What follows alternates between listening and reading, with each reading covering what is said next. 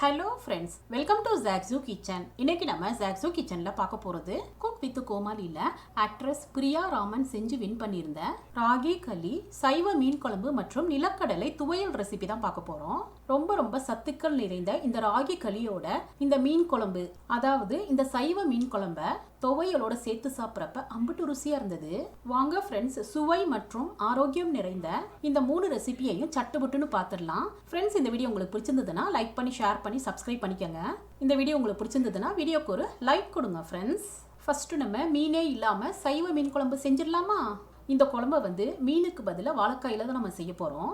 ஒரு வாழைக்காயை தோலெல்லாம் சீவிட்டு இந்த மாதிரி நீல வாக்கில் கிராஸாக கட் பண்ணிக்கணும். கட் பண்ணுற வாழைக்காய் பீஸ் ஒன்றும் இந்த மாதிரி தடிமனாக இருக்கிற மாதிரி கட் பண்ணிக்கணும். மெலிசாக கட் பண்ணால் வாழைக்காய் குழம்புல கரைஞ்சிரும். அதனால இந்த மாதிரி தடிமனாக தான் கட் பண்ணணும். இப்போ இந்த கட் பண்ண பீஸில் இந்த மாதிரி சர்க்கிளாக ஹோல் மாதிரி போட்டு எடுத்துக்கணும்.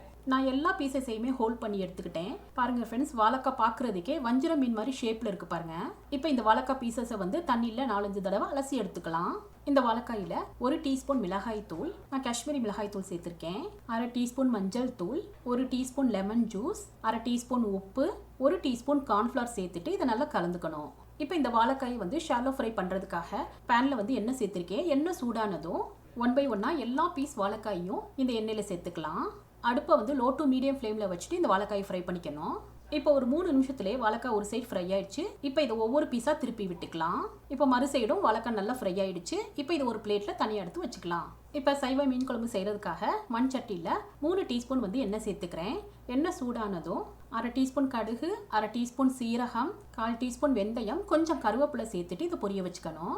தாளிப்பு பொரிஞ்சதும் இப்போ இதில் இந்த அளவுக்கு சின்ன வெங்காயம் சேர்த்துக்கலாம். கூடவே 1 டீஸ்பூன் இஞ்சி பூண்டு பேஸ்ட் சேர்த்துக்கலாம். இதை 1 நிமிஷத்துக்கு வதக்கி விட்டுக்கணும். இஞ்சி பூண்டு பேஸ்ட் சேர்த்தோம்னா இந்த குழம்பு சுவை கூடுதலாக இருக்கும். இப்போ இதில் மிளகாய்த்தூள் 1 டீஸ்பூன், குழம்பு மிளகாய்த்தூள் 2 டீஸ்பூன், மஞ்சள் தூள் 1/2 டீஸ்பூன், சீரகத்தூள் 1/2 டீஸ்பூன் சேர்த்துட்டு இதை நல்லா கலந்து விட்டுக்கணும். இப்போ இதில் 2 சின்ன சைஸ் தக்காளியை பேஸ்ட் மாதிரி நல்லா அரைச்சிட்டு இப்போ இந்த மசாலாவோட சேர்த்து நல்லா கலந்து விட்டுக்கணும். இப்போ இதில் 1 டீஸ்பூன் கல்லுப்பு சேர்த்துக்கணும். கூடவே சின்ன சைஸ் எலுமிச்சம்பழ புனியை கரைச்சிட்டு இதில் சேர்த்துக்கிறேன். இப்போ மிக்சி ஜாரில் கொஞ்சம் தண்ணி சேர்த்து அலசிட்டு இப்போ இதில் சேர்த்துக்கணும். இதை நல்லா கலந்து விட்டுக்கலாம். இது திக்காக இருக்கிறதுனால இன்னும் கொஞ்சம் தண்ணி சேர்த்துட்டு நல்லா கலந்து விட்டுக்கிறேன். இப்போ இதை லிட்டால் கவர் பண்ணிவிட்டு மசாலாவோட பச்சை வாசம் போகிற அளவுக்கு ஒரு 10 நிமிஷத்துக்கு இந்த குழம்பு கொதிக்க வச்சுக்கணும். இப்போ 10 நிமிஷம் ஆயிடுச்சு. குழம்பு நல்லா திக்காயிடுச்சு பாருங்க. இப்போ இதில் நம்ம ஏற்கனவே ஃப்ரை பண்ணி வச்சிருந்த வாழைக்காய் பீஸ் எல்லாத்தையுமே சேர்த்துக்கலாம்.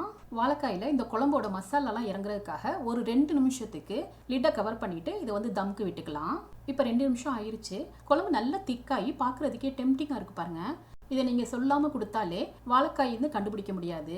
அந்த அளவுக்கு மீன் குழம்பு மாதிரியே இந்த டேஸ்ட் சூப்பராக இருக்கும். இப்போ நெக்ஸ்ட்டு நிலக்கடலையில் ஒரு துவையல் செஞ்சிடலாம்.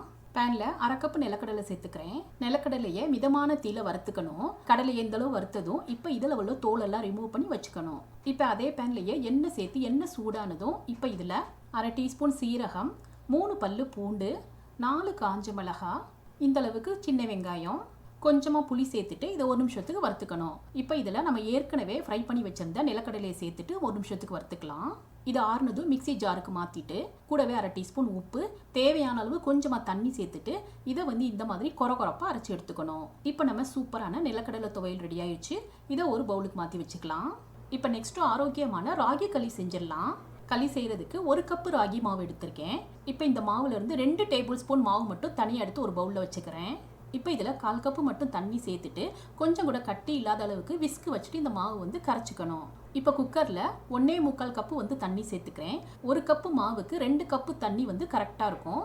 நான் ஏற்கனவே 1/4 கப்பு தண்ணி சேர்த்து தான் இந்த மாவு கரைச்சி வச்சுருக்கேன். இப்போ இந்த தண்ணியில் 1 டீஸ்பூன் உப்பு, 1 டீஸ்பூன் நெய் சேர்த்துட்டு இதை நல்லா கலந்து விட்டுக்கணும். அடுப்பை லோ ஃப்ளேம்லேயே தான் வச்சுக்கணும். இப்போ இதில் நம்ம ஏற்கனவே கரைச்சி வச்சுருந்த ராகி மாவு கரைசலை சேர்த்துக்கலாம். இதை கைவிடாமல் நல்லா கலந்துக்கணும். இப்போ கொஞ்ச நேரத்தில் பார்த்தோம்னா இந்த ராகி மாவு நல்லா கொதிச்சு இதில் பபுள்ஸாக ஃபார்ம் ஆகிருக்கு பாருங்கள். இப்போ இதில் மீதம் இருக்க ராகி மாவு சேர்த்துக்கலாம். ஃப்ரெண்ட்ஸ், கண்டிப்பாக அடுப்பை லோ ஃப்ளேம்லேயே தான் வச்சுக்கணும். இதில் இந்த மாதிரி பபுள்ஸ் ஃபார்ம் ஆகுது பாருங்கள். இப்போ இதை லைட்டாக இந்த மாதிரி உடச்சி விட்டுக்கணும். இப்போ இது நல்லா கொதிச்சு வந்ததுக்கப்புறம் இதை கட்டிகள் ஏற்படாத அளவுக்கு கை விடாமல் நல்லா கலந்து விட்டுக்கிட்டே இருக்கணும். கொஞ்ச நேரத்துலேயே நல்லா திக்காயிடுச்சு பாருங்கள்.